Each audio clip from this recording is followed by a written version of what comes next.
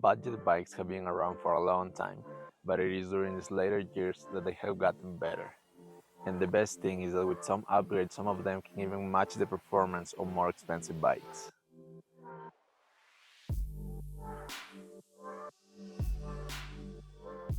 Today we'll be talking about the GT Aggressor Pro.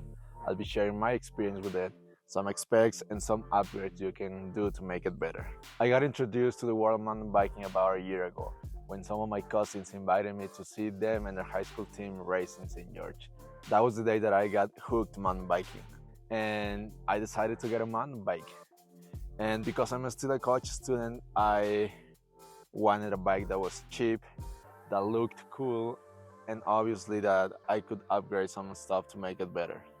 So after doing a lot of research, I landed on this GT Aggressor Pro.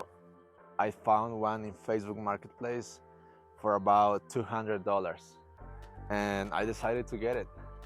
And the first few weeks riding this bike was really good. I mean, I didn't know a lot about mountain biking, so to me, having this bike was good. One day, while I was doing some laps, I found some friends that I didn't know they were into mountain biking. And so we talked, and they invited me to come to see the trails near their house. And so I went, and after riding their trails, I realized that if I wanted to hit harder trails, I either needed to upgrade this bike or just get a new one. And because I didn't have money to get a new one, I just decided to upgrade it gradually. So in order to get the right parts, I needed to do a lot of more research on this bike and just find all the things that I could about it. And so here are some specs and upgrades that I've done to this bike. Let's start with the handlebars. These handlebars have a diameter of 31.8 millimeters. And the handlebars that came with this bike were about 720 millimeters wide. And they were okay. I was having a lot of fun with these bars, but after a few months, I decided to upgrade them to wider handlebars. So right now I'm running 760 millimeters wide handlebars. The ones I'm running right now are Truvativ Atmos 7K. And these bars have been pretty good. Now let's talk about the stem. The stem is this little thing that connects the handlebars with the fork. And the one that came with this bike was a little bit longer, and so I decided to upgrade it to make it shorter and make it look cool. And also for better handling. Now, the grips. They play an important role on the comfort of your hands. The ones that came with this bike were okay, but once you start progressing, you start riding harder trails and your hands start to get tired a lot faster.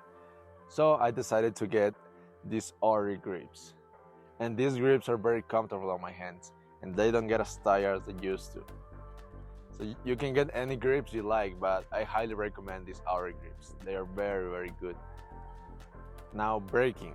Braking plays an important part in mountain biking. You need really good brakes to be able to stop, and also good brakes make you go faster because they give you confidence that you know that you can stop anytime you want. So the brakes that came with this bike were mechanical brakes. They were Shimano Tektro. And these brakes were okay for the first few weeks, but after a lot of riding and getting better and faster, I realized that I needed to upgrade my brakes. So I decided to get hydraulic brakes. And these hydraulic brakes, instead of having a cable, they have a hose with fluid in it. And every time you press the lever, that compresses your calipers, and that gives you a more enjoyable and quieter braking experience. So I really like these Shimano MT 200 brakes, and they were only about $50 to $60, so they are pretty cheap, and it's a huge upgrade. The rotors that came with this bike are 160 millimeters, and I'm still running these rotors because they're good, but I have just ordered 180 millimeters one just to have better stopping power. And so in order to upgrade these rotors to bigger rotors, going from 160 to 180, I need an adapter. And I realized that I needed a PM adapter. That's what it's called. And a PM adapter will work for the back and also for the front rotor. So getting an adapter will come in handy when upgrading these rotors. Now let's talk about the wheel set and the tires. This bike came with 27.5 tires. I have taken the stickers off just to make it look cooler. But the thing is that this bike outperforms some other budget bikes by having a quick release, which means that you can take the wheel anytime you want without any need of tools. Another thing that is very important about these wheels is that they come with tubes. They are not tubeless. I know some people want to have tubeless wheels, but these wheels are not meant to be tubeless. You need tubes. And the tires that came with this bike were okay. They were 27.5 by 2.1. And I just got wider tires. I'm running 27.5 by 2.6 on the back and 27.5 by 2.3 on the front. Getting knobbier tires give you more grip on the trails, and they just make it look cooler and faster. So just get wider tires. And you can also get bigger tubes to fit those tires. Now let's talk about the drivetrain.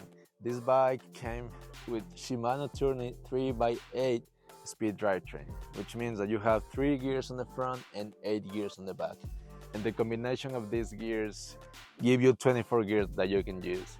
Overall, it's pretty good, and I haven't had any trouble with it, but I'm planning on upgrading this drivetrain to a 1x9 or 11. So we'll see, but that's on the list of my future upgrades for this bike. Your feet are always in contact with your pedals, and having grippier pedals give you more confidence to go up rougher trails. The pedals that came with this bike, they weren't meant to be ridden on rock gardens or uneven terrain. Your feet will just bounce around all the time. So I got these Fooker pedals for like $25 on Amazon, and they have been pretty good. Now I can just go over anything with these pedals. Now let's talk about the fork. The fork that came with this bike was a Sunter XCT, and that fork was good for, smooth riding on the street, and just hitting some green trails and maybe some blue trails. But after a few months of riding and trying to do harder trails, I realized that this fork was not meant to go on rougher trails. So to fix that issue, I decided to get this Rockshox Judy 120mm fork.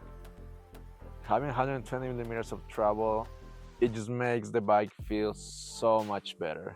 You can go over rougher stuff and the bike just feels great. For me, honestly, this has been the best upgrade that I could have done to this bike. All these upgrades have made a huge difference on this bike. And now I can say that this bike is very capable of doing things that more expensive bikes can do. And now that you know a little bit more about this bike, the question is, who is this bike for? Is it for you? Well, I believe that when GT was making this bike, they were definitely thinking about a bike that could get people into mountain biking for cheap, and also they thought about making a bike that was upgradable. This bike has modern geometry, which means that with a few upgrades here and there, you can make this bike a very capable one.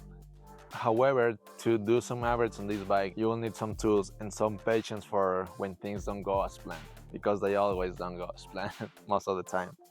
But if you have money, don't get this bike, just get a more expensive bike that it's ready to hit the trails. But if you are someone like me, doesn't have a lot of money, but likes to work on things and likes to make things better, then you should consider getting this bike. It has been a great bike for me, and I'm having a lot of fun on it. Thank you for watching this video. My name is Luis, and I hope you learned something new today. Have a great day.